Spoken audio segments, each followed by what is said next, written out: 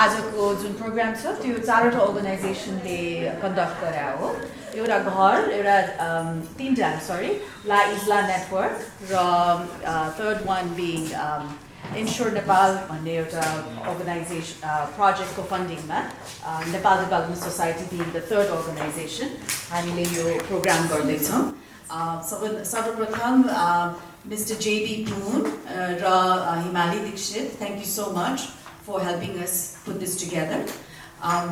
So आजको प्रोग्राममा हामी पहिला यो Too Hot to Work भन्ने यो डकुमेन्ट्री स्क्रिन गर्दैछौँ त्यसपछि हामी प्यानल डिस्कसन हुन्छ ला इस्ला नेटवर्कको सिइओ जसले उहाँले भर्खरै टाइम नेक्स्ट 100 अवार्ड आउनु भएको छ उहाँको कामले that work was particularly focused on reducing the incidence of chronic kidney disease in sugarcane workers in Nicaragua.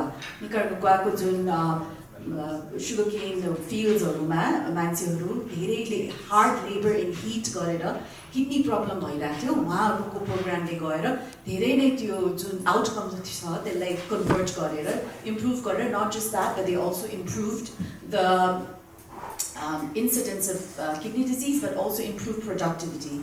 So हाम्रो यो उहाँहरूको जुन इन्स्योर नेपाल प्रोजेक्ट छ त्यसै गरी नेपालको हाम्रो जुन माइग्रेन्ट वर्कर्सहरू हुनुहुन्छ जो खाडी मुलुक र मलेसियामा गएर काम गर्दै हुनुहुन्छ उहाँहरूको जुन इन्सिडेन्स अफ किडनी डिजिज भएर जो फर्किरहनु भएको छ not just that all the coffins that are arriving every day 2 to 3 due to cardiovascular death or some other form of thing उहाँहरूको यो जो health issues because of climate change and heat which is only going to get worse यसलाई कसरी prevent गर्ने भनेर जुन एउटा insure Nepal प्रोजेक्टको one of the wings is trying to develop effective strategy and research अनि उहाँहरू त्यसै कारणले यहाँ आउनु भएको हो त्यसै कारणले उहाँहरूको प्रस्तुतिमा हामीले यो स्क्रिन गर्दैछौँ यसपछि उहाँहरू अगाडि आएर हाम्रो प्यानल डिस्कसनमा हुनुहुन्छ हाम्रो घरको रिप्रेजेन्टेटिभ्स र नेपाल डेभलपमेन्ट सोसाइटीको executive director doctor Shweta Koirala पनि हुनुहुन्छ सो हाम्रो प्रोग्राम लाइनअप यही छ त्यस कारण अब विदाउट एनी फर्दर डु हामी यो मुभी सुरु गर्छौँ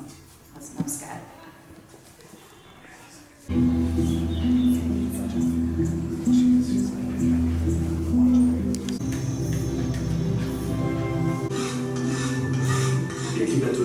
Explique que l'été 2022 deviendra la norme.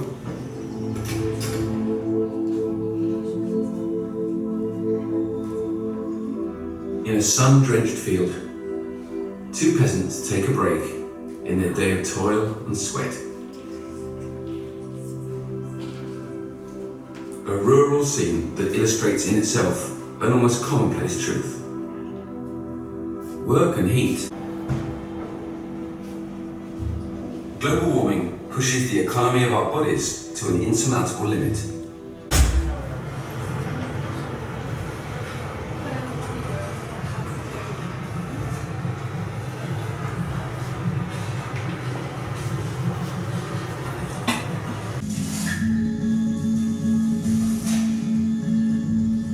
In Nicaragua, we had no rest breaks, no water, nothing. He put pressure on us. Hurry up, don't stop, go on. My co-workers fall down in the fields with heat stroke, vomiting. And then one day the company tells the treatments will extend his life by about 15 years at best. Others here. And it was so omnipresent at that point, the disease, that it is no exaggeration to say that every single day there were one or more funerals. And you start really wondering, like, We founded the NGO La Isla. He educated himself on epidemiology and surrounded himself with a team of researchers. Durante cuántos años he trabajado como aplicador? The heat doesn't only come from the sun. It comes from the cutters' own bodies. Their muscles in full activity generate their own heat. Heat straight's really pernicious because your body is desperately telling you to relax, to calm down, but you have to survive, you have to provide for your family, so you'll override all those signals. An animal will take a break. Human being pushes on through. There's these antiquated labor systems that are fundamentally based on slavery, that have not evolved with the protections we expect in other settings and sectors.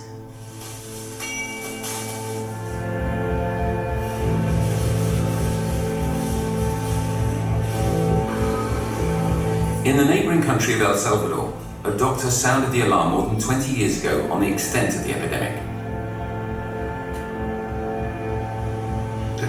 We have over 6,000 dialysis patients in the country.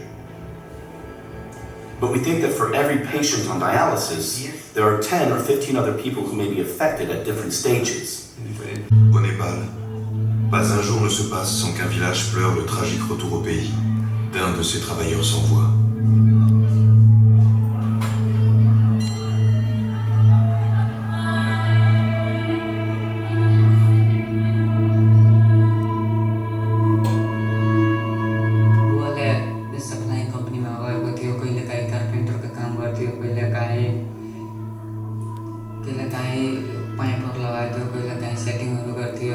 विभिन्न किसिमको बुवाले काम गर्न त्यहाँको वातावरणको बारेमा भनिरहेको थियो कि यता यस्तो छ यहाँनिर गर्मी छ गर्मीमा हामीहरू पनि गर्मी हामीहरू सहिरहेको छैन त्यस कारणले सर त्यहाँ गर्मी धेरै छ त्यो कुराहरू बुवाले भनिरहेको थियो।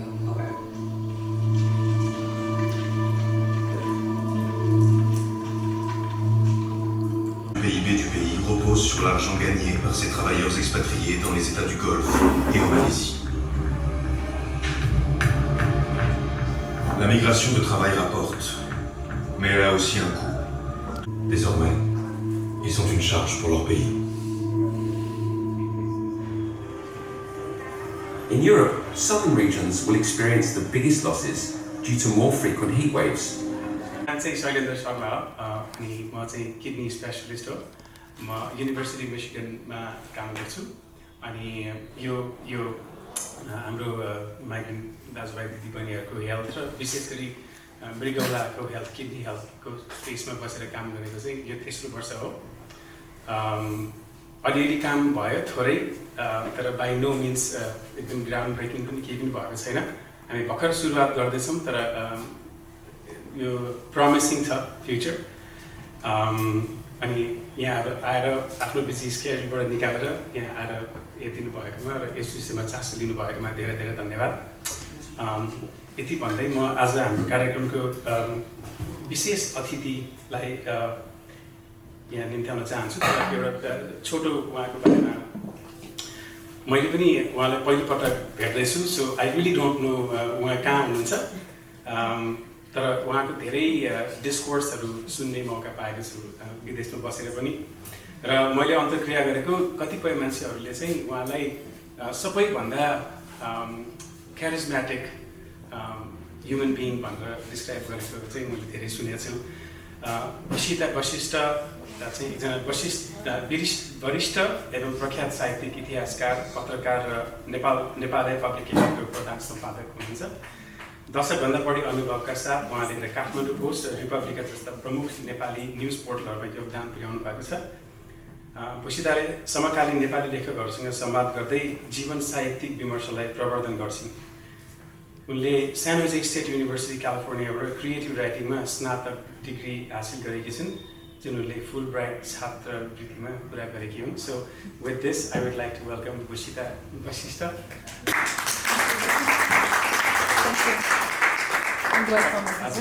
अनि एउटा सानो कुरा पनि सेयर गरिहाल्छु। भुषिता यसैको लागि अहिले भर्खर भारतबाट विराटनगर गएर फ्लाइ गरेर आउनुभएको अलिकति विषम परिस्थितिका बावजुद सो हामी धेरै कृतज्ञ छौँ थ्याङ्क यू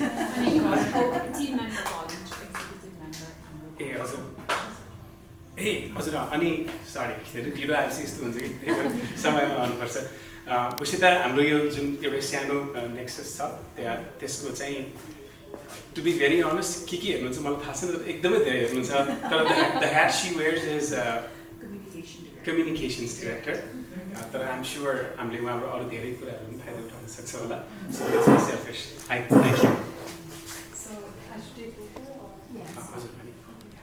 हुन्छ धन्यवाद डाक्टर शैलेन्द्र आजको कार्यक्रममा उपस्थित भइदिनु भएकोमा यहाँहरू सबैजनालाई प्रथमतः सादर स्वागत गर्न चाहन्छु म र यो विषयमा चाहिँ के भयो भन्दाखेरि म अङ्ग्रेजी र नेपाली दुईटैमा भन्छु so I basically met Puja and the party in California when I was a Fulbright resident and I was quite impressed by the sense of embodiment, the sense of compassion that they embodied. So त्यही भएर यो कार्यक्रममा र यो मुद्दामा यसरी जोडिन पाउनु चाहिँ मेरो लागि एउटा ठुलो गौरवको विषय हो तपाईँले भने जति पनि त्यति धेरै पनि होइन सो मलाई अलिकति लाज पनि लाग्यो त्यो सबै सुनेर यहाँ आउनलाई तर यो विषय आफैमा यति सारगर्भित छ जुन अहिले भर्खरै हामीले डकुमेन्ट्री पनि हेऱ्यौँ यो डकुमेन्ट्रीमा अगाडि मुनेको एउटा painting I think if I am not mistaken it was a Van Gogh sorry so Van गोको पेन्टिङबाट सुरु भएको थियो त्यो 1889 को पेन्टिङ रहेछ त्यसको लगभग 100 वर्ष जस्तो पछि लेखनाथ पौडेलले एउटा कविता लेख्नु भएको थियो त्यो कविता आजभन्दा 80 वर्ष जस्तो अगाडि लेखियो होइन त्यो कविताको शीर्षक छ प्रवासी पुत्रको मार्मिक कथा भन्ने एउटा कविता छ अनि त्यो कवितामा उहाँले के लेख्नु भएको थियो भन्दाखेरि भारतमा आप्रवासमा रहेका नेपाली मजदुरहरूको दुःख कस्तो थियो भनेर उहाँले त्यहाँ चित्रण गर्नुभएको छ आजभन्दा 80 वर्ष अगाडि अब तपाईँले हेर्नुभयो भने त्यो 80 वर्षमा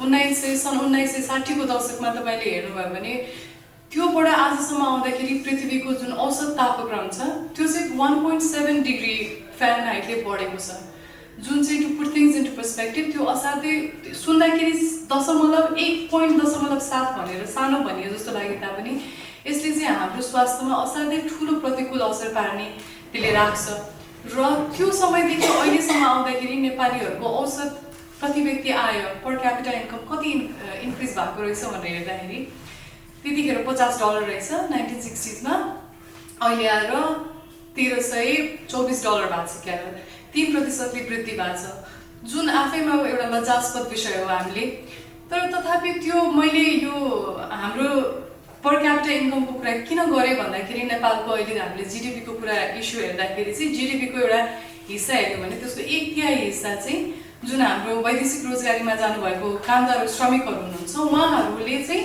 त्यसलाई धान्नु भएको छ भने पछाडि हाम्रो अर्थतन्त्रको चक्का नै त्यसले चलिरहेछ तर म आफैलाई पनि थाहा थिएन अब अलिअलि क्लाइमेट चेन्ज भने हामी सामान्य लेमान मान्छेहरू भयौँ होइन जलवायु परिवर्तन भइरहेछ त्यसले विषम त्यसमा प्रतिकूल असर पारिरहेछ तर के असर पारिरहेछ भनेर ठ्याक्कै हामी जस्तो मान्छेलाई थाहा हुँदैन हामी अनुसन्धानकर्ता पनि होइनौँ तर यस्तो डकुमेन्ट्रीहरू हेरेपछि थाहा हुन्छ कि के को मूल्य चुकाएर हामीले यो अर्थतन्त्र धानिरहेछौँ यो देशको होइन मान्छे त्यो मान्छेको अघि हामीले हेरिरहेको थियौँ त्यो डायलाइसिस गर्नको लागि त्यस्तो सानो कोठामा हस्पिटलको नजिकै डेरा गरेर बस्नु परिरहेछ होइन we are running the consumer class of this country at the cost of the lives of these people. So there needs to be sensitization.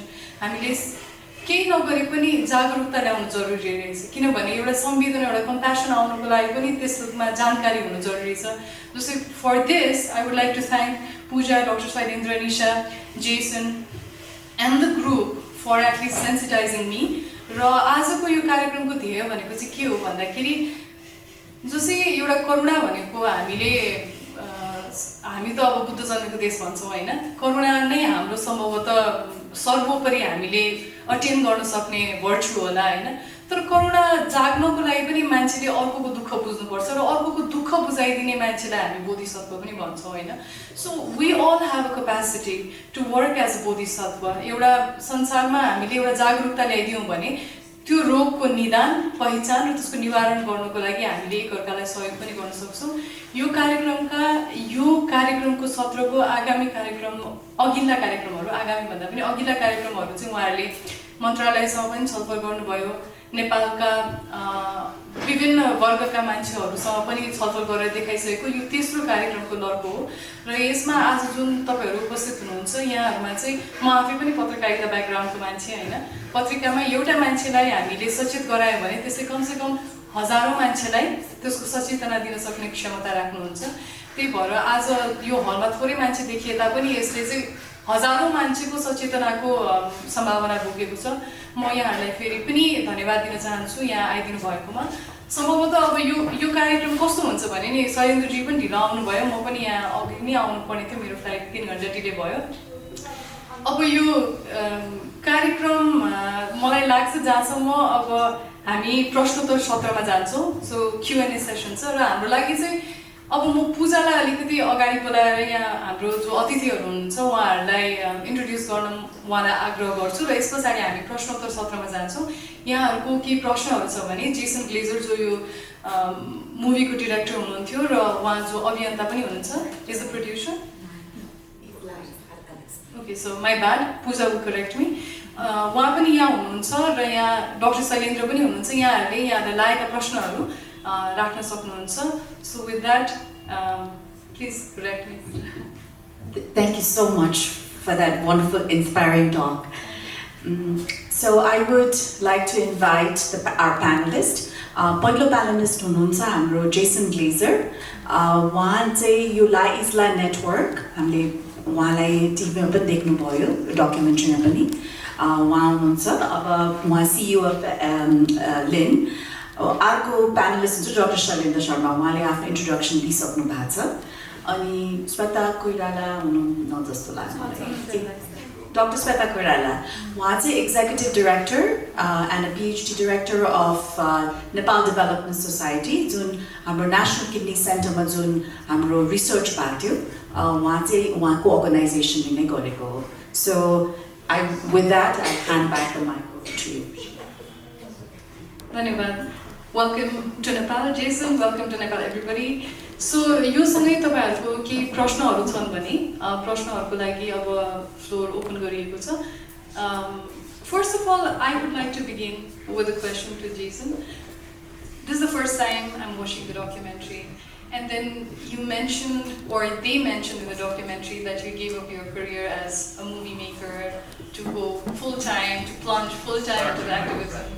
Yes, I would like to know a little bit about that. What, why, like, what motivated you to plunge headlong into it? Oh yeah. Is that working? Good. Roberts. Okay, I'm kidding.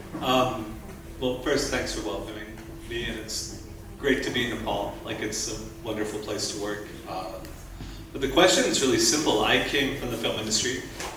It's heavily unionized. The way I summarize the film industry, it's like blue-collar work for white-collar pay in the US. Because it's a craft, you know, it's a bunch of tradesmen. But you get paid very well, you're protected from the elements in the environment, and sometimes you're producers. And when I went down there, I met a bunch of young men who were the same age as me. And they're like late 20s or younger, a little bit older, a few of them, who had no agency over the workday, no inherent protections. And if it was too hot in the film industry in New York, there'd be like a heat wave. We would talk to production and we'd make a deal. We'd say, all right, it's double time pay. We accept the risk, but we'll get paid more to accept the risk. Or it's just too hot, we need to stop. And we had that kind of power through the union to protect ourselves. And when to see a bunch of other guys that were working men, like we were in film, like I said, it's like a fancy working class. You know, well, the film industry is so glamorous, but it's work. You know, you work with your hands. And to see a bunch of other guys working with their hands and not have any protection, my age dying, that just burned into me. And I couldn't help but think when I met them and got to know them better that I had won the birth lottery. You know what I mean by the birth lottery? Where and when and to whom I was born. had predicated my life on a different path, and these guys did not win the birth lottery. And it was really, that was the only material difference, because I would hazard that a lot of the people I knew and met had equivalent or much higher IQs than I do, and every bit as much talent and drive, but they were kind of encapsulated in a prison not of their making. So that's why. And that was all really obvious to me really quick. So I stuck around, and I thought a movie would be cute, frankly, because you see a lot of movies that come out and it's like, oh, this horrible thing, and everybody like cries about it at Sundance, and then you don't hear about it. And so I started hunting researchers to look into it, and that was kind of the beginning of the organization. Thank you. यो यसको उल्था गर्नुपर्छ हामीले यो प्रश्नोत्तर सत्र उल्था गर्नुपर्छ अब अलिकति छोटोमा गर्दाखेरि म should I ask okay कुन बुवामाको लागि कुन भूभागमा कस्तो आर्थिक परिस्थितिमा जन्मिन्छौँ त्यसले नै हाम्रो भाग्य निर्धारण यो अमेरिकाको सर्वहारा वर्ग र नेपालको सर्वहारा वर्गमा अब त्यसमै वर्ग विभेद छ हैन जेसँग गरे त्यसको कुरा गर्नुभयो के कुराले उहाँलाई अब यहाँहरुको केही प्रश्नहरु छ भने हामीले सम्भवतः हात उठाएर प्रश्न गर्न सक्छौं सी बुद्धि कटेलजी रेजिङ हिज ह्यान्ड र यो प्रश्न तपाईले कसलाई लक्षित गर्नु भएको हो भन्ने कुरा पनि भनिदिनु होला म बुद्धि कटेल I have a question for Dr. Sweta. यो खासै रिसर्चको मा जुन किडनी सेन्टरमा त त्यसको डिसिमिनेट भएको छ कि छैन त्यो अब हामीले ठ्याक्कै रिसर्च चाहिँ हेर्न पाएको छैनौँ सो किडनी सेन्टरमा भएको पेसेन्टमा त्यो माइग्रेन्ट वर्करमा किडनी डिजिज भएर आएको कति पर्सेन्ट रहेछन् ठ्याक्कै डाटा भयो अलिकति हामीलाई काम गर्न सजिलो हुन्थ्यो र यो जुन इन्क्लुड डकुमेन्ट्रीसँगै साइलेन्द्रहरूले जुन गभर्मेन्टसँग केही योभन्दा अगाडि मिनिस्ट्री लेभलमा केही छलफल भयो भनेको त्यहाँबाट कस्तो फिडब्याक पाउनु भएको छ के भन्नुभएको छ पोलिसीमा जुन यहाँबाट एमओए गर्ने बेलामा नै कसरी गर्नुपर्ने हो बाइ द वे उता पुगेर किडनी डिजिज भयो कि नट ओन्ली किडनी डिजिज त्यहाँ स्ट्रोक होला हार्ट एट्याक होला सबै खालको डिजिजमा होला अहिले हामी फोकस किडनी डिजिजमा छौँ अलिकति इन्भाइरोमेन्ट चेन्जको कुराले त्यो कुरालाई कसरी चाहिँ गभर्मेन्टले लिइरहेछ कसरी उनीहरूसँग एमओए गर्छ एउटा कुरा डक्टर स्वैतासँग चाहिँ नेपाल जस्तो परिवेशमा जस्तै नेपालमा किडनी डिजिजको पेसेन्टलाई गभर्मेन्टले लाइफ टाइम फ्री डायलाइसिस गरिरहेछ र ट्रान्सप्लान्टको लागि लामो समय कोर्नुपर्ने अथवा डोनर नपाउने कुरादेखि लिएर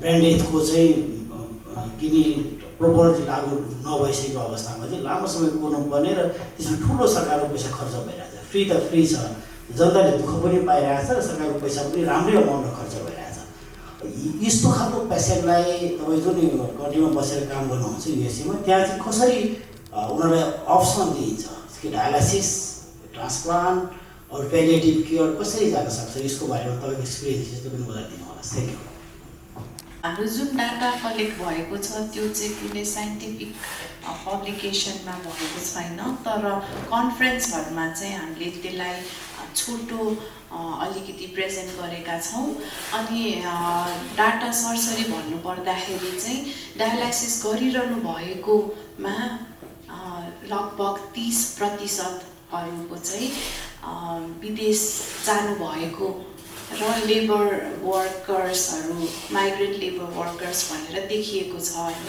त्यो 30%मा पनि 50% जस्तो चाहिँ 40 वर्षभन्दा मुनिका युवाहरू हुनुहुन्छ अनि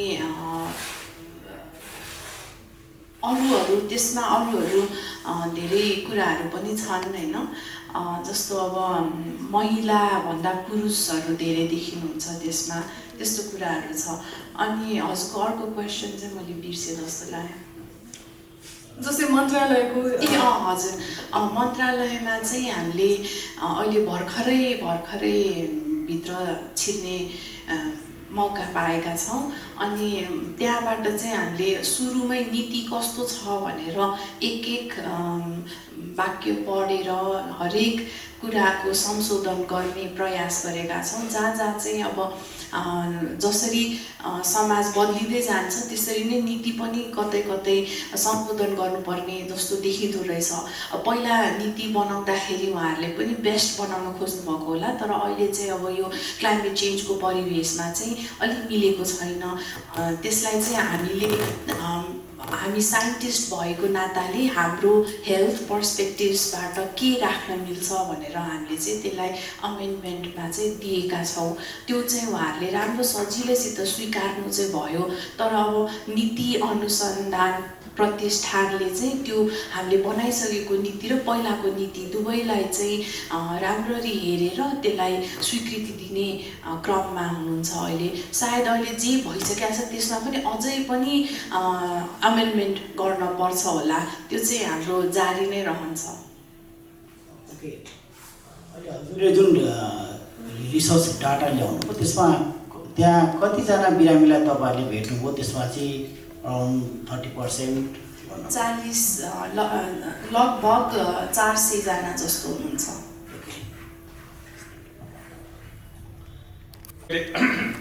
आफ्नो अनुसन्धान नभएको हुनाले मैले क्यान्डिडेटली मात्रै सेयर गरेँ, तर नेपालको अर्को एउटा डायलिसिस केन्द्रबाट पनि हामीले देखेको जस्तै सिमिलर फाइन्डिङ भएको सायद अब तपाईँहरूले निकट भविष्यमा देख्न पाउनुहुन्छ। तर मोटामोटीमा भन्दाखेरि चाहिँ हरेक 3 जना मध्ये हरेक तेस्रो मान्छे नेपाल अधिराज्यमा बसेर आर्टिफिसियली सर्भाइभ गर्नको लागि डायलिसिस ट्रिटमेन्ट पाउने मान्छे 3 जना मान्छेमा 1 जना मान्छे चाहिँ वैदेशिक रोजगारमा गएर फर्केको युवा भेटिने खालको डरलाग्दो स्थिति छ। तपाईँको प्रश्न मलाई डायलिसिसको ल्यान्डस्केप कस्तो छ यहाँ र यसलाई अरू पश्चिमी संसारसँग कसरी दाँचेर हेर्न मिल्छ भन्नुभयो। हाम्रो मेडिकल भाषामा चाहिँ यसलाई मृत्यु हुने, यसको अन्त्य मृत्यु हो, तर यसले पहिला तिमीलाई गरिब बनाउँछ अनि त्यसपछि मार्छ भन्ने खालको एकदम पेसिमिस्टिक एउटा न्यारेटिभ छ। अब भाग्यवश नै भन्नु पर्ला, एक्चुअली दुर्भाग्य भइसके पनि भाग्यवश नेपालमा जस्तै अरू पश्चिमी मुलुकहरूमा पनि अरू केही पनि बिमाको व्यवस्था नभएको मान्छेहरूलाई पनि केही गरी किडनी फेल भएर डायलिसिसमा जानुपर्ने भयो भने राज्यले त्यो फ्री फल हुनबाट रोक्छ र अनि त्यसलाई उसको डायलिसिसको खर्च सरकारले बेहोर्छ।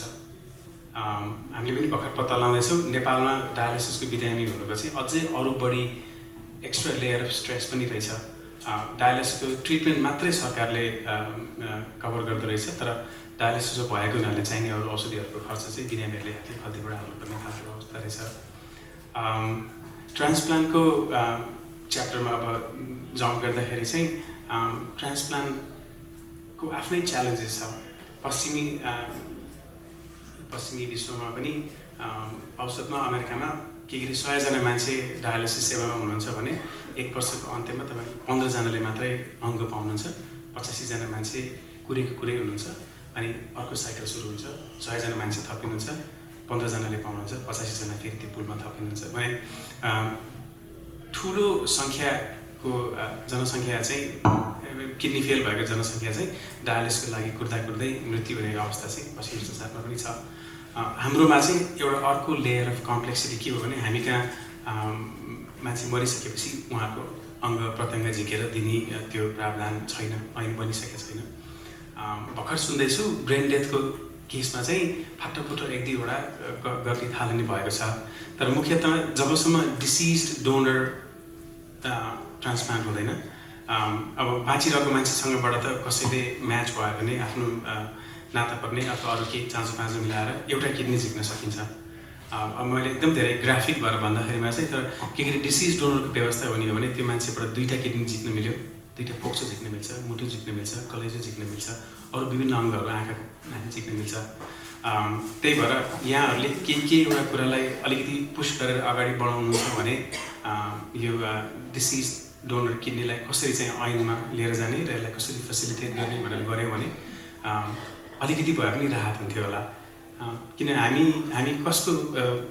हामीसँग पूर्वीय संसारको अथवा लो मिडल इन्कम देशको हार पनि आफ्नै ठाउँमा छ। हामी कहाँ सङ्क्रमण रोगहरू लाग्ने जस्ता गरिब देशहरूको रोगको बर्डन त छँदैछ।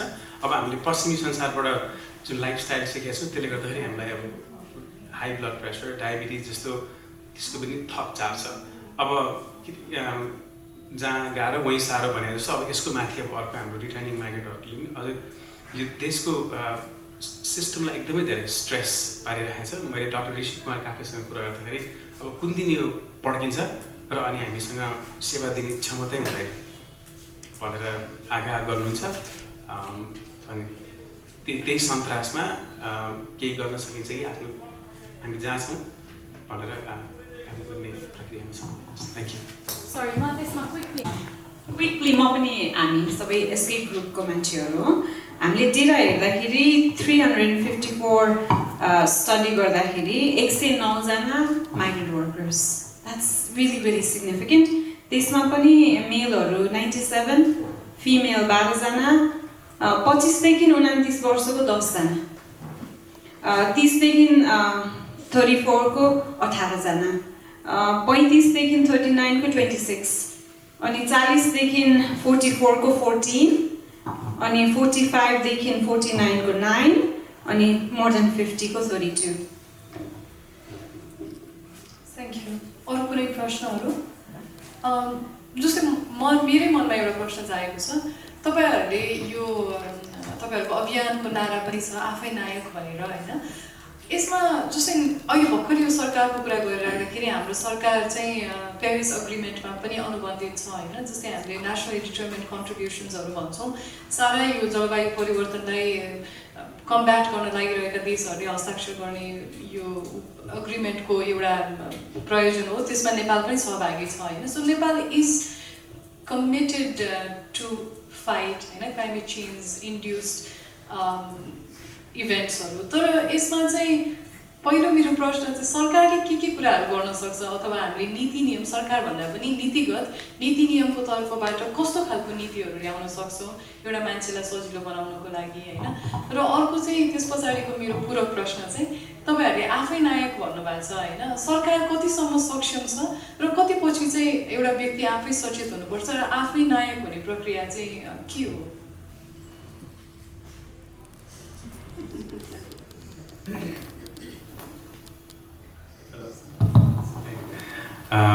So Jason, just to background, the question was about the Paris Accord, and Nepal Nepal participates and they comply with the Paris Accord. And how does that pan out? So I was going to take a shot. That's all you. Yeah, that's all me. We've entered the second phase. This is like the second year of. So Paris Accord धर्मराउँदो धरातलमा छ अहिले जुन उताको चुनावको नतिजा आएपछि अब हजुर। तर यो अहिले हामीले नेपालमा देखेको समस्या चाहिँ क्लाइमेट चेन्जले गर्दाखेरि कम्पाउन्ड भएको समस्या हो। क्लाइमेट चेन्जले गर्दाखेरि जो ठाउँ पहिल्यै गर्मी थियो त्यो झन् गर्मी हुन्छ, रिस्क पहिल्यै थियो त्यो रिस्क कम्पाउन्ड हुन्छ। प्राइमेरी ड्राइभर यसको चाहिँ क्लाइमेट चेन्ज चाहिँ होइन, तर जे भइरहेको छ त्यसलाई क्लाइमेट चेन्जले चाहिँ त्यसलाई झन् अप्ठ्यारो बनाउँछ। गर्मी ठाउँमा झन् बढी गर्मी हुन्छन्। मान्छेहरू जो पहिला अत्याधिक तापक्रम हिट स्ट्रेसमा थिए तिनीहरूलाई अझ बढी स्ट्रेस हुन्छ। अब त्यही नै भन्न चाहन्छु। अनि दोस्रो प्रश्न चाहिँ अब राज्यले गर्ने काम आफ्नो ठाउँमा छ। हाम्रो सामाजिक अभियन्ताहरूको अनि अब एक्टिभिस्टहरूको अथवा हामी जस्तो एक दुईजना उपबुजुर्गहरूको काम भनेको चाहिँ कोट्याउने नीति निर्माण गर्ने कुरालाई केलाउने चासो राख्ने। First you have to care कि कसैले वास्तै गरेर भने त जुन किसिमको एउटा व्याप्त सोसाइटी नमनेस भएको छ नि। अब मैले आफैलाई ऐना हेरेर भन्ने कुरा हो। किनभने वी समहाउ गेट नम कि सधैँ समाचारमा पढिन्छ, सधैँ फोटोहरू आउँछ। अब अहिले 2टा 3टा 4वटा 5वटा लासहरू आएको इज नट न्युज। त्यो कहिले पनि समाचार बन्दैन। समाचार बन्नलाई, समाचारको पेपरमा ठाउँ पाउनलाई त्यो सङ्ख्या एकदम ठुलो हुनुपर्छ कि हामी त्यतिसम्म नाम भइसकेका छौँ। तर अब पहिलो कुरा भनेको नामले हटाउने के भइरहेको छ अलिकति चासो राख्ने। अनि नीति निर्माण अघि श्वेताले भनेको जस्तै के रहेछ भनेर गएर हेरेर के लागेपछि त्यसले त्रुटि भेटिन्छ अनि सम्भावनाहरू कहाँ छ अनि अब सबैजनाले आफ्नो आफ्नो क्षेत्रबाट त्यसलाई कसरी कन्ट्रिब्युट गर्न सकिन्छ one of the great ways जसरी जेसनलाई यहाँ आएर उसको गरेको कामको बारेमा हामीले यसरी फुकेर गर्न पायो त्यो किसिमको जनचेतना पनि एकदम अपरिहार्य कुरा हो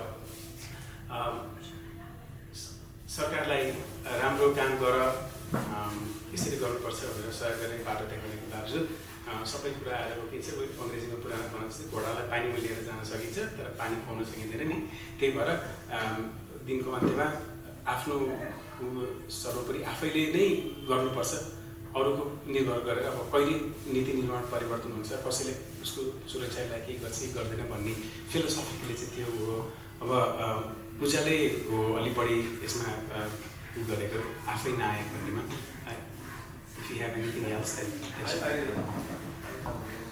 okay so Jason has your question hello your question was how the COP agreement applies to this issue.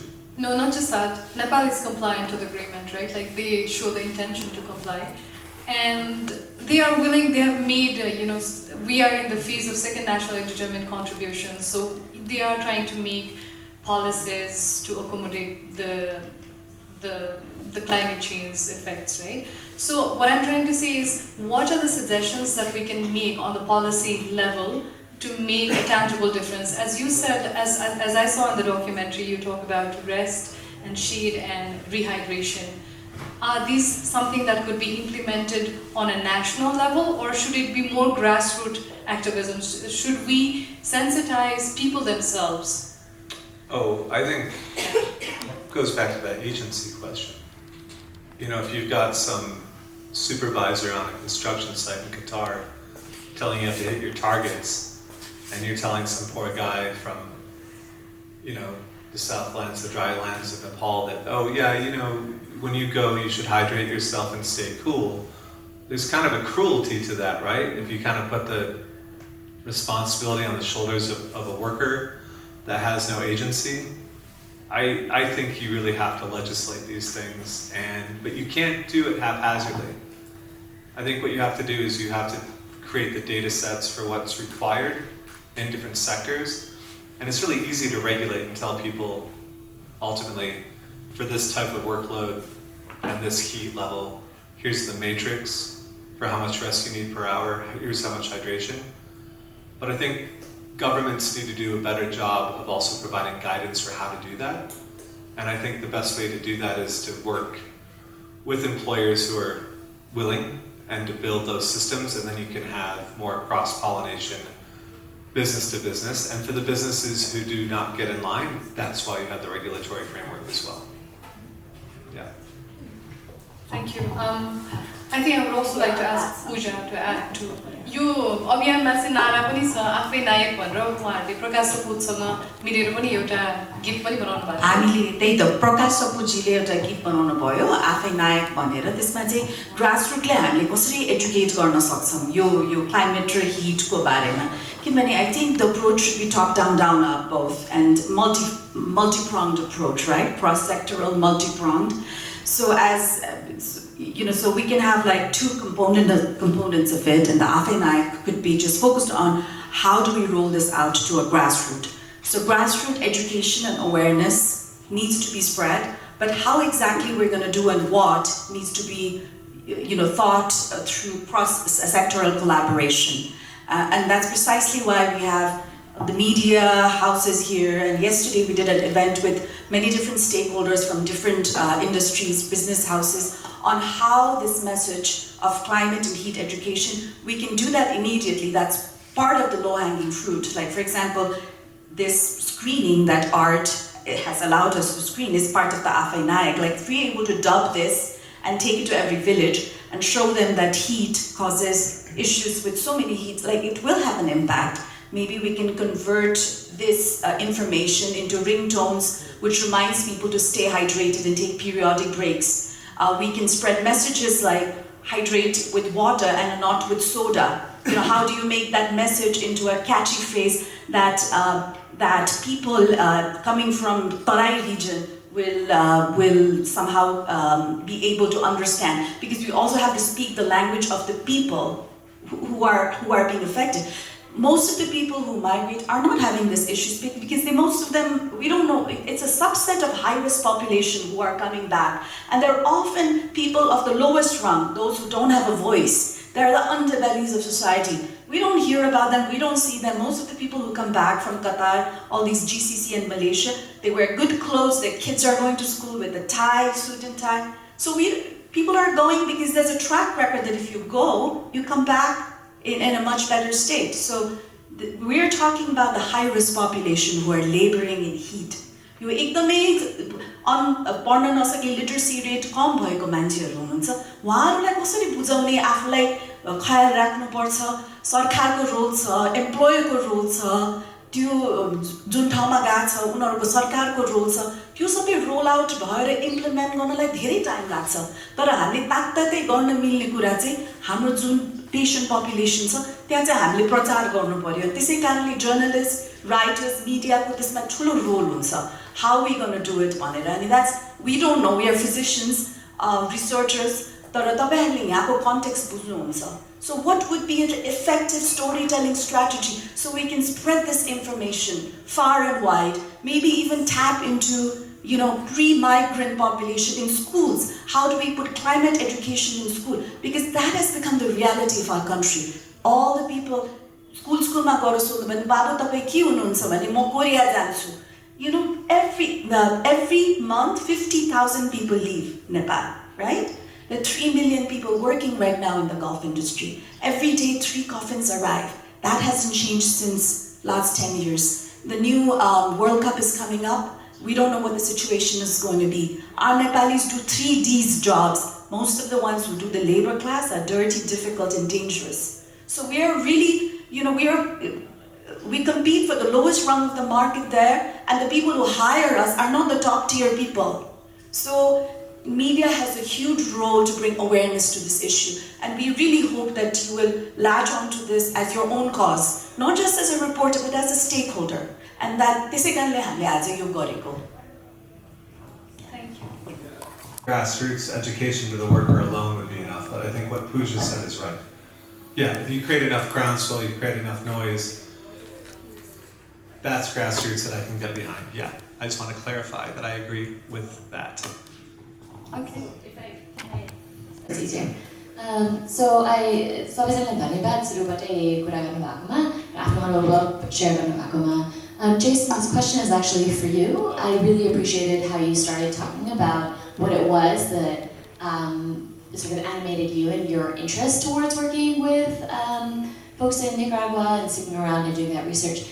And I was particularly interested in what you were saying in the parallels around blue-collar work for white-collar pay, for example, and the power of having a union behind you in the film industry in New York. And so I'm curious as to how you were working with and if at all you were working with worker associations and unions in Nicaragua and other places that you've done research and advocacy. Yeah, I have to be careful about anything I say in Nicaragua with the current government, because somehow things get back to them. I'm just being really blunt. I've been accused of being in the CIA no less than 3 times. And yeah, I mean, it's funny, but then it's not, right? They kicked me. No, it's funny, we can laugh. But it's like, then it's not, because then they kick you out and impugn like your ability to get any work done. And the irony is we're working with an oligarch family who historically was god-awful. I mean, Robert saw what they were like when we started, and they now are probably one of the best actors in the region, if not the world, in terms of occupational health. And then the government now that was initially behind us is now against anything that has to do with the North America.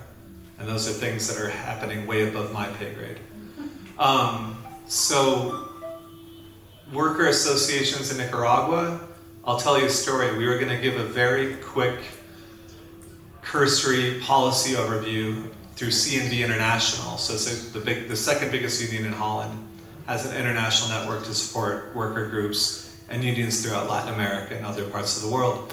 And we work with them on a project, so that's one way we directly work. We are also working with BWI, trying to get more construction work done in Europe and elsewhere to protect those workers. But so we try to just give a policy brief online, and then our team that lives in Nicaragua was going to attend and talk about our work on the sugarcane fields. And the government got hyper and decided that we were CIA again. This happened 2 weeks ago. And threatened the union leaders in Nicaragua to try to bring them into the Sandinista-backed union. So that is to say that you have to be very, very careful about how you operate in some of those countries. And what we keep running into are kind of very complicated situations like that. Or you'll run into unions that are yellow. You call a yellow union a union that is just bought and paid for by the industry and become a spokesman for the industry. And that's obviously not ideal. So the short answer is yes, of course. The longer answer is it has become, sadly, much more complicated than you would hope. And I don't have a really quick answer on how to thread that needle and escape it. But I do think it's a bit of an issue of scarcity. So sometimes you also get a third problem with the unions, where the union will be independent, but the union leader will not be so scrupulous. And they basically use their membership for tax farming and enrich themselves. And we had that happen in El Salvador last year. And we found out he was embezzling and overcharging us and pocketing the difference and CNV International. So you want it to work, but I honestly think the left, we need to do a way better job of not eating our own tail. And I think that's really a struggle. So sorry you couldn't give a sunshiny, rosy picture. We're definitely trying. It just isn't a straight road. Thank you. अरू कुनै प्रश्नहरू? I think Himal. Responsible parties-हरु दुई तीन थरी छन् हैन. अब pressure कसैले पनि प्रेसर नलाइकन हाम्रो काम हुँदैन होला हैन. यो रिस्पोन्सिबिलिटी लिने कुरामा हाम्रो सरकारमाथि प्रेसर लागेन भने सरकारले रिस्पोन्सिबल एक्सन लिनेवाला छैन माइग्रेन्ट वर्कर्सको बिहाफमा. र सो अब तपाईहरुले सेन्सिटाइजेसनको कुरा भन्नुभएको छ. अब त्यो कसरी इफेक्टिभली हुन सक्छ त्यो मेबी तपाईहरुले सोच्नुहुन्छ होला हैन. तर उताको जस्तै कन्स्ट्रक्सन कम्पनीहरुलाई रिस्पोन्सिबल गराउनलाई के हाम्रो के आइडियाजहरु छन् र मेबी त्यो गर्नको लागि नेपालले मात्र नभइकन अरू अब साउथ एसियन मुलुकहरु जसले त्यहाँ मजदुरहरु पठाउँछन् उनीहरुसँग पनि कोलाबोरेट गरेर के त्यस्तो के छ aspiration. My question is how there are a number of parties that need to be held responsible, and one of them is our government. And as long as we don't pressure them, they're not going to do the right thing. But there's also, I guess, the construction companies in the Gulf. I mean, I don't know whose government and whose construction company, because I don't know much about that economy. But in your work, what have you seen when it comes to effective pressuring of those companies? And is there also any collaboration that we can aspire to when it comes to other countries that also send migrant laborers there? Maybe we would have a stronger case if we joined hands. Yeah, it's really important. I mean, so it's really fun for my friend Robert to be here, because he's seen the whole journey when we were just a bunch of pissed off kids going, why are these guys dying, to becoming researchers. And he really helped support early on. I want to give him a nod. When we were just a bunch of kids, yeah, he deserves it. Because when we were just a bunch of kids, frankly, in the big picture, trying to figure out what was going on and recruiting support and help, like he was, the grown-up among our cohort and like already a professor and lecturer at the University of Salzburg, and he would invite me and like kind of give me a reprieve to like reflect and like get to talk to a class. And I just want to thank you in front of everybody, embarrassing. Okay, but he's watched the whole process. And pressure, I think it's really astute that you said that. Very little changes without pressure. There's this real tendency to want a kumbaya, everybody come together, easy answer. And I've never really seen that occur until at least somebody's fallen from pressure. That can then instigate others to act more proactively. and I don't want to be overly cynical, I think some of them recognize the gravity of the situation, don't want that to be their legacy, and they are good actors. Others are just seeing the writing on the wall and being quite pragmatic. But the first actor in Mesoamerica was that mill. And where that mill is, even compared to where it was 2.5 years ago when that film was made, is night and day. So they've gone from being one of the toughest actors in the region to being one of the best and really promoting the work and the mission on a governmental level, regional level, to suppliers, people they supply to like Diageo or Bacardi, really pushing them to look at the rest of their supply chains. So that was because we went after their rum brand. And we went after it very hard. And there was a giant boycott, and it got them to the table, and we had a plan. We had a plan on assessment, we had a plan ready on addressing, we had identified a funder who was funding them, the German Development Bank, and the German Development Bank provided us with technical assistance, and then they got further technical assistance to us to support the mill in improving the work practices through the German alphabet soup of GIZ, BMZ, and then DEG. So it's kind of a cool story because the woman who made that happen was a little baby banker back when the International Finance Corporation was the primary funder of that mill for loans. And that she was told at the time, don't talk to that Isla Network, they're a bunch of radicals. And she became a VP several years later and was like, they're not radicals, they do great research. And she pushed that through. So, you know, individuals changing institutions, that's part of it. Pressure. And then being able, like chance favors the prepared mind. So that all, chance favors the prepared mind. So all those things coalesced, but had we not been ready with a protocol and a plan, we would have just been a bunch of loudmouths. But we were ready to roll with a plan. And within 6 weeks, that sugar mill got rid of subcontracting, which is wild in that region. We now have sick pay for anybody who gets ill. We have full case tracking for anybody who gets injured or sick. I mean, that doesn't happen in the US or Europe for agricultural workers. So it's pretty remarkable. Now, the Gulf states, we talked about this last night. It's hard for me to look on the state level what the pressure point is because they're pumping so many dead dinosaurs out of the ground. Oil, dead dinos, out of the ground that they're so insulated from pressure. And we saw that in Qatar, right? They kicked the can down the road, they kicked it down the road. I was supposed to go to Qatar and advise them through the ILO before the World Cup. And guess what? They were like, no, we're not gonna do it, it's too sensitive. And then right after the World Cup, oh, too sensitive. And it wasn't until the New York Times ran the cover story on the ITUC and elements of the ILO being corrupt that I was actually with my colleagues in the Department of Labor in Guatemala, and we got a call like, can you come to Qatar next month? But nothing emerged from that meeting either, right? Like there we were, the Saudi HRSD was there, everybody was there, and nothing moved forward. So I am trying to figure out where the pressure is on the host countries. I'm not sure. I think I'm going to Kuwait in December, and we're going to try to offer them a way forward through a good friend of mine who is pretty high up in the hierarchy there, and is concerned and is a good guy. Can he convince others to be so? I do not know. But the other carrot we're trying to give them in an effort is, you know, Kuwait basically could be a living lab on what's to come for the rest of the world, and they could be a leader with their resources. So try to provide it some kind of incentive. Now, for the construction companies that are in the Gulf, like everybody from Brookfield or Turner, etc., I think there is a pressure avenue there, and we should really think about that. And what do you see that as being? I'm not sure. I don't think CSDDD in Europe applies to construction companies, unfortunately, the supply chain new rule. I don't have a quick answer. I think it may be just a naming and shaming campaign. You know, I'm lacking any creativity on that right now, but we have to think about it and we have to identify. So one of the things we're doing through the clinic study and this work in the community was identifying where you worked, what you did, who you worked for.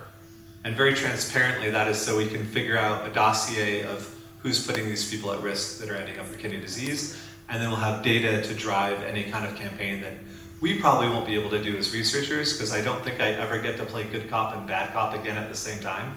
That was like a unique point in time, but we're going to be very happy to pass that data onward and let somebody else take that charge. Yeah. Thank you. you. So the Nepal side of things. Exactly. नेपालीमा अलिकति बुझाइदिनु. Yeah, that'd be weird if I talked about the Nepal side of things. No, we're prepared. You're from CIA. You could say.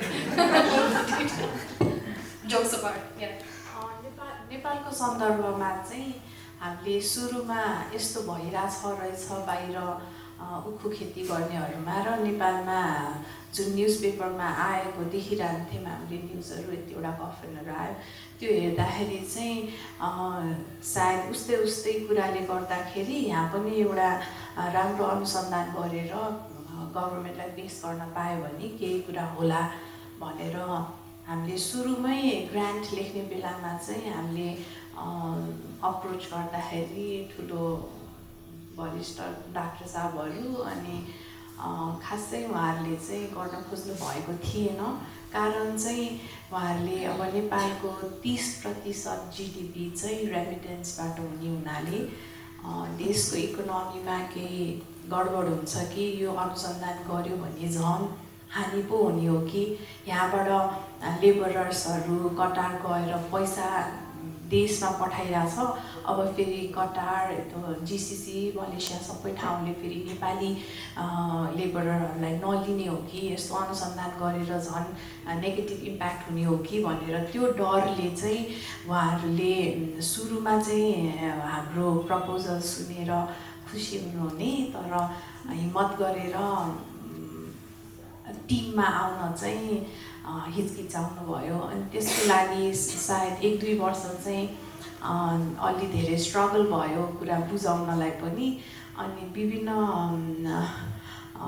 Stake होल्डर्सकोमा जाँदाखेरि पनि मान्नु भएको थिएन eventually हामीले अगाडि अहिले यो बढिसकिसकेपछि चाहिँ र हामीले यो अनुसन्धान गर्न अगाडि बढिसकेपछि पछि वासिङ्टन पोस्टहरूले पनि न्युजपेपर पब्लिस गरिसकेपछि चाहिँ अलि वाइड स्प्रेड नै भयो त्यो डिनाइ गर्न नमिल्ने जस्तो भइसकेपछि चाहिँ अहिले उहाँहरूले स्वीकार्नु भएको छ यो कुरा अनि मन्त्रालयले पनि यस्तो भइरहेछ अब चाहिँ के गर्दाखेरि चाहिँ फर्दर हाम्रो अब अझ जाने हुनेहरूलाई चाहिँ हामीले रोक्न सक्छौँ यस्तो अवस्थाबाट भनेर चाहिँ अहिले उहाँहरूले पहल गरिरहनु भएको छ अहिले चाहिँ विभिन्न डाक्टर साहबहरूलाई एउटा मिसन टास्क फोर्समा लिएर आएर त्यसमा काम गर्नलाई अहिले चाहिँ सरकारले पनि रुचि दिनुभएको छ अनि विभिन्न अस्पतालले पनि यो विषयमा कुरा उठाउन सक्ने गर्नुभएको छ अहिले चाहिँ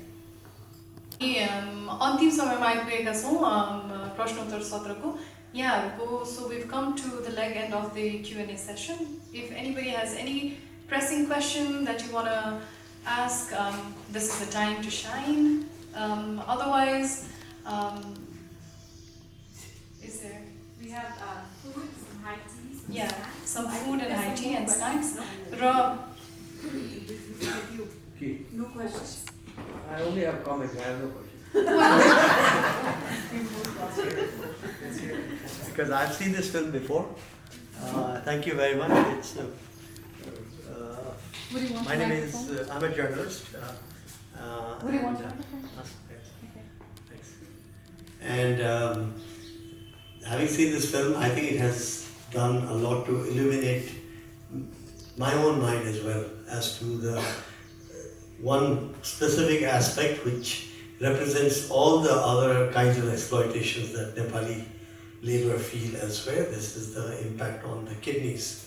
And I think somewhere this is a great way to get into this topic and using the most excruciating experience and then letting people know that there are probably other maladies out there, but this is the most excruciating one. That has, in my mind, until I saw this film, I had never been sensitized to that extent.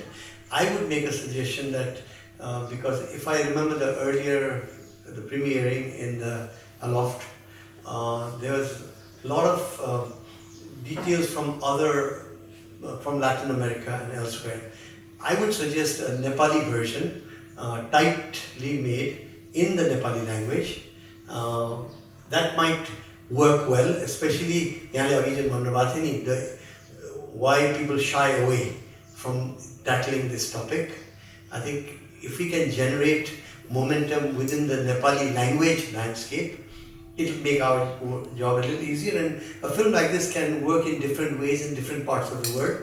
And within Nepal, I think one way would be specifically, I remember during the conflict years, we actually brought a film from Latin America and showed it here with Nepali voiceovers, dubbing, but with voiceover dubbing. And in Nepal, it can work very well in Nepali language. And I think there's enough footage there to type with. This is one suggestion. The other is, we've seen it on the issues related to Gaza, how Nepali official done, as long as not challenged, they don't even have to run away. Nobody ever challenges them in standard, regular Nepali media, Nepali academia, Nepali civil society. You never challenge, so you never even have to respond, so they have it easy. This we saw over the last year on Gaza. And some activists got together to talk about why there should not be formal relationship for labor between the Nepali government and the Israeli government. And to some extent, they were forced to listen. And they have been saying that they are not publicly announcing it, but that quietly they are trying to go slow on such collaboration. Likewise on this one is much less geopolitically sensitive in terms of the West and Nepal. This one has to do with laborers. And I think so what we need to do is make this jump to say, we're not saying no laborers in Qatar. We're just saying, look after their health.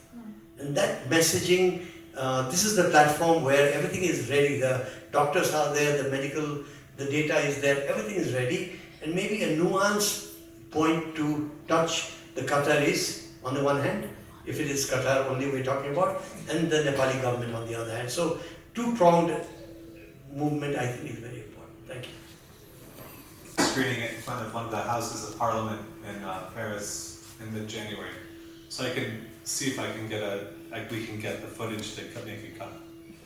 That's totally doable. And I'd be happy to be involved in such a... Yeah, for the translation, yeah, we can make that happen. This is actually the abridged version from the longer document. Yeah, there's like a 90-minute, a 46-minute, and then a couple shorter versions already. So we'll just keep cutting it down. But I think we can definitely do much better just having focused on the Nepali version. अब यहाँ दुईटा भाषा भयो है दुईटा भाषा हुने बित्तिकै त्यसको आफ्नै सीमितता हुन्छ अब कतिजनालाई बुझ्न सहज हुन्छ कतिजनालाई असहज हुन्छ त्यसको बावजुद पनि तपाईहरु एकदमै धैर्यपूर्वक यहाँ बसिदिनु भयो त्यसको लागि म तपाईहरुलाई फेरि पनि सादर धन्यवाद दिन चाहन्छु र अन्ततगतमा हामीले के सोध्नै पर्ने प्रश्नहरु के त्यस्ता थिए जुन मैले प्रश्न सोध्न छुटाएँ भने म तपाईहरुलाई जलपानको पनि स्मरण गराउँछु त्यो भन्दा अगाडि तर मैले के छुटाउन मैले भन्नुपर्ने कुरा मैले यदि के छुटाएको भए म डाक्टर शैलेन्द्र र डाक्टर श्वेतालाई चाहिँ मैले के भन्नुपर्ने कुरा थियो र तपाईहरुले भन्नुपर्ने कुरा के गएको छैन दर्शक दीर्घामा भने के भनेर समापन गरिदिनु हुनको लागि म भन्छु सो आइ एम अस्युमिङ तपाईहरुको के प्रश्न छैन अथवा सोधिएका प्रश्नबाट तपाईहरुले जवाफ पाउनुभयो भन्ने अपेक्षामा मैले यो फ्लोर अन्तिम पटक अब मैले यहाँ डाक्टर शैलेन्द्र र डाक्टर श्वेतालाई दिएँ धन्यवाद सुनिदिनु भयो ठुलो कुरा थ्यांक यू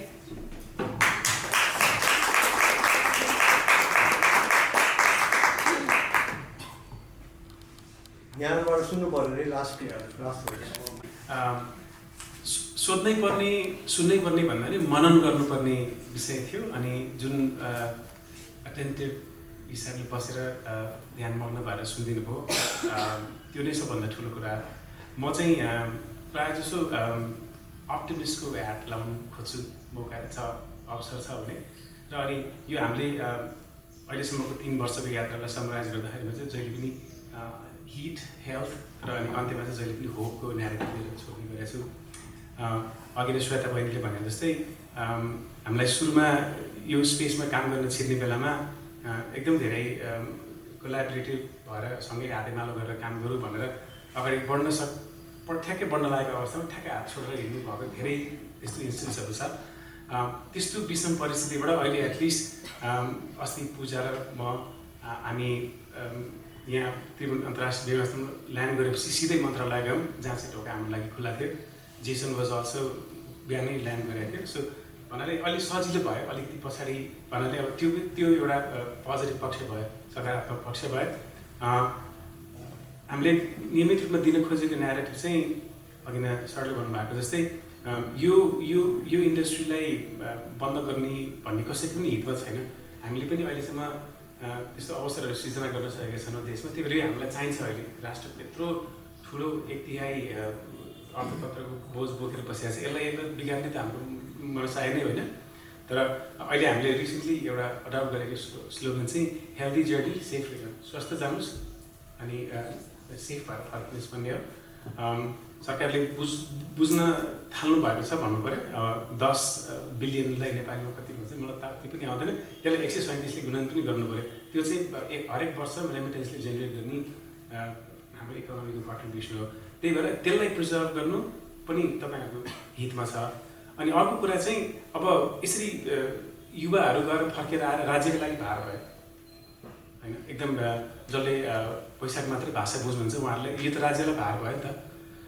सित्तैमा डायलिसिस गर्नु पऱ्यो महिनामा 5,000 रुपियाँ दिनु पऱ्यो अरू हिसाबमा सहयोग गर्नु पऱ्यो तर एउटा मिसिङ पिस अफ इन्फर्मेसन चाहिँ के थियो भने भर्खरै 20, 25, 30 वर्षको मान्छे आएर बसेपछि त्यो त प्रोडक्टिभ वर्कफोर्सबाट त्यो मान्छे गयो त्यसको पनि हिसाब किताब गरौँ न भनेर एउटा मूलभूत विषय जसमा चाहिँ अहिले प्यारलली हाम्रो टिमले अध्ययन गर्दैछ यसले राज्यलाई व्यक्तिलाई परिवारलाई समाजलाई नभइकन राष्ट्रलाई कस्तो खालको भार दिइरहेछ बरु यो सुन्यो भने अझ बढी सजग हुनुहुन्छ होला त्यही भएर यही पोजिटिभ नोटमा मैले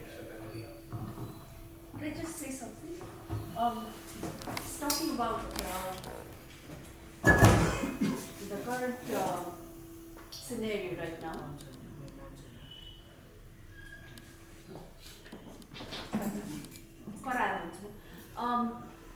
For example, can we take advantage of the fact that we have a prime minister who has had 2 kidney transplants, was a renal patient? I mean, is that something that, approaching him right at the top, is that possible? I mean, would he be receptive? But is that an opportunity?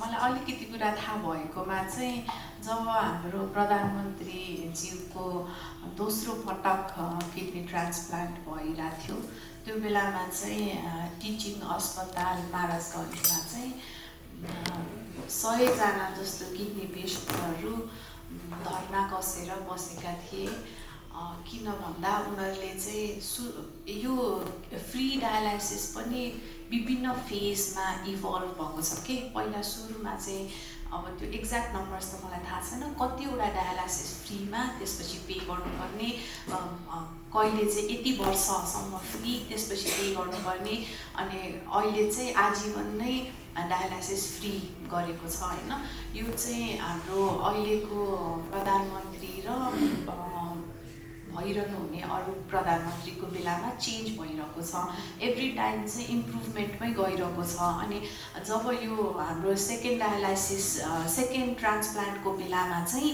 अर्को पनि के add भयो भन्दाखेरि महिनाको 5,000 रुपियाँ dialysis पेसेन्टलाई आवत जावतको खर्च भनेर त्यो एड भयो अब एभ्री टाइम यसरी चेन्जेस चाहिँ आइरहेको छ अलिकति केही कुरामा सुधार भइरहेको छ तर मैले यसो विचार गर्दाखेरि अब म पनि नयाँ हो यो विषयमा भर्खरै लागिरह तर वर्षौँदेखि लागिरहनु भएको माइग्रेन्ट वर्कर्सहरूसँग काम गरिरहनु भएको 20-25 वर्ष भएको एनजिओहरू छ उहाँहरूको कुरा सुन्दा चाहिँ सानो बेबी स्टेप्स लिएर भए पनि केही परिवर्तन राम्रो कुरा चाहिँ भइ नै रहेको छ मलाई चाहिँ कस्तो लाग्छ भन्दा अहिले मन्त्रीज्यूहरूसँग भेट्दा अनि ठुलो पोलिसी मेकरहरूसँग कुरा गर्दाखेरि उहाँहरूलाई हामीले अहिले रिसर्च गरेर जे कुरा थाहा पाइरहेको छौँ म यसमा लागेको जम्मा 4-5 वर्ष भयो किडनीकै विषयमा लाइक उहाँहरूलाई चाहिँ मैले जति अहिले थाहा पाएको छु त्यो पहिल्यैदेखि नै थाहा थियो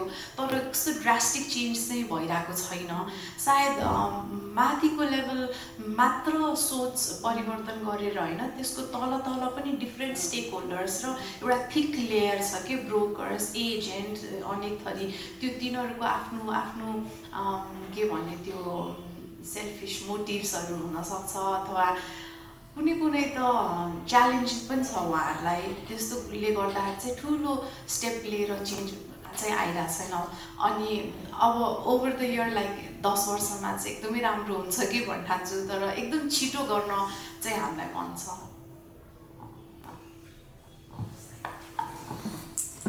With that, we've come to an end of the event. I think I'm 10 minutes ढिलो भयो होला त्यसको लागि क्षमा प्रार्थना छ Thank you so much.